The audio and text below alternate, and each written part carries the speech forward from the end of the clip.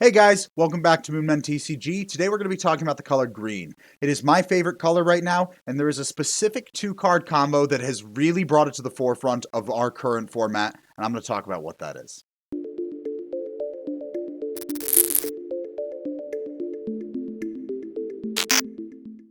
So the two-card combo we're going to be talking about is actually extremely simple, but it's incredibly powerful. It consists of Jewelry Bonnie and Raizo. Basically, the concept behind this is that if you activate Jewelry Bonnie's effect by paying 1 while you have both of these cards on board, you'll get to look at the top 5 cards of your deck and grab a card amongst them as long as it is a supernova, which a decent chunk of your deck is. Then you have met the condition of Raizo so that when he attacks you have an additional rested character, thus getting his draw. So this little combo draws you 2 cards at once. It is important to clarify that Raizo's effect requiring 2 characters counts himself, which is why this combo works. You have one of them being the rested Bonnie you just used to activate its effect, meanwhile the other one is the Raizo that you're swinging with, thus allowing you to draw. So you probably already know this, but drawing cards in card games is really powerful. The more cards you have in hand, the more access you have to your various options, the more likely you are to hit the cards you need.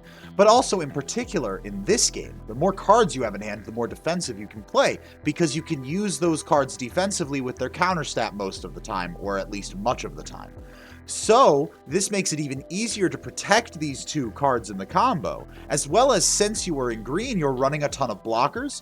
So what ends up happening is you have things like Killer, you play all your blockers, you counter defensively, you keep these cards alive for a very long time, and then you're drawing card after card after card after card. And this is where you really get into the meat of what makes this strong. I played a game recently against Red Zorro Rush on stream where I got to play these cards turn 1 and turn 2, and they lived until the end. Let's take a look at some of those turns because you can really start to see the advantage rack up. So turn 1 is very simple. I just use 1 Dawn to play my Jewelry Bonnie, followed up by a very basic turn 2 where I used 3 of it to play Raizo after I swung at his leader and he took it. Now turn 3, he's put a lot of pressure on me. The first thing I do is use Jewelry Bonnie, and I actually wind up finding another Jewelry Bonnie, and I decide to take it, just to further the advantage that I could be getting all game.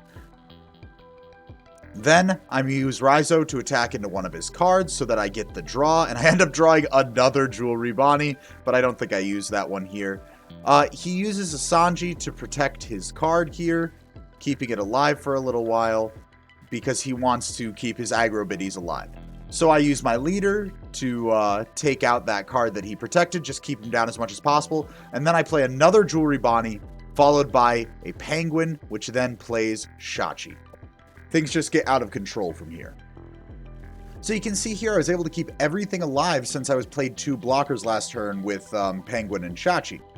So I end up using my first Jewelry Bonnie effect and grabbing a Capone Gang Beige. Cheap blockers are always good. Then I use my second Jewelry Bonnie effect, grabbing an additional card. So at this point I've already drawn 2 cards from deck and I got to pick what they were. Off this Bonnie, I grab the 5-drop Law. I already have one, but it's such a good card I decide that it's worth having additional.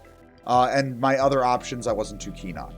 Then I get to swing with my Raizo into his Zoro, which does end up killing his Zoro, but also draws me an additional card. So I've done basically nothing proactive yet this turn, and I've already drawn 3 cards.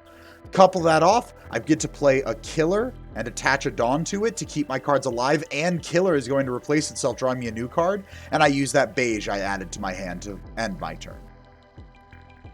So from here you can already see how much advantage this little combo does. This was only turn 4 and I'd already gotten so much advantage.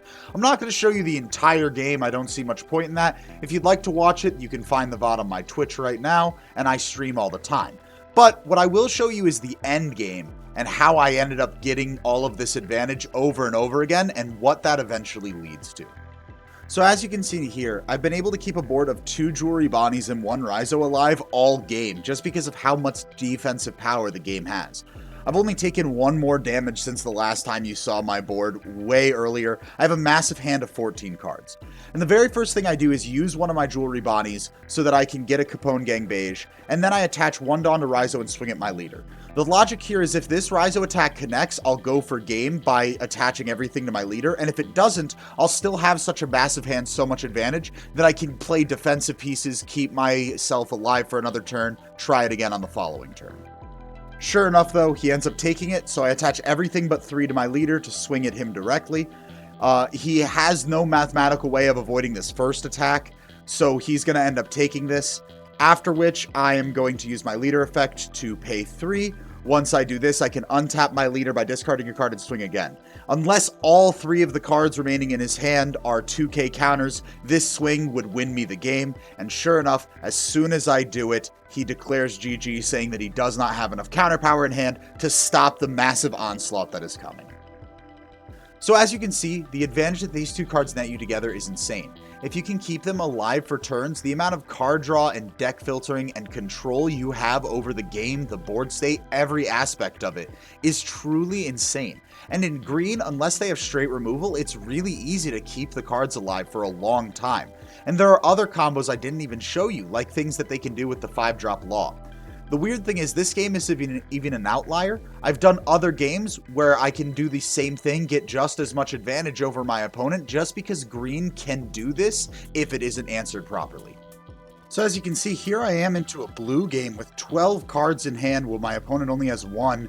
Yes, they've got a board, but I've also got a decent board, and frankly, you don't really care how big your board is if the advantage is 12 to 1 in hand. And this was one of the games I ended up winning. And here you can see against the Kaido game. Now, Kaido has a lot of removal, so my cards are not going to stay on board, which is why it can be a different matchup. But even still, I was able to keep my advantage above my opponents the whole game until finally I get to this turn where he just cannot stop the raw power that my leader has by attaching a bunch of Dawn to him and then double swinging. So he sees that I have this available to me and just gives me the game. Long story short, green's in a really good place right now. If you take the fact that you can use Jewelry Bonnie and Raizo together to draw a bunch of cards, and then the fact that your leader can apply a bunch of pressure so you don't need to worry about building board as much as other colors do, you can just focus all of your resources on gaining advantage and playing defensively, you come up with a really strong strategy. It's not to say it's unbeatable by any stretch, but I just really want people to be aware that Jewelry Bonnie and Raizo together is one of the most defining pieces of our current pre-set 1 meta. Well, anyway, I hope you guys enjoyed this video. I really enjoyed making it. Green is a great color. I'm having a lot of fun with it right now. Don't forget to like and subscribe if you like more videos like this, as well as daily updates on all One Piece trading card game news. And I'll see you guys next time.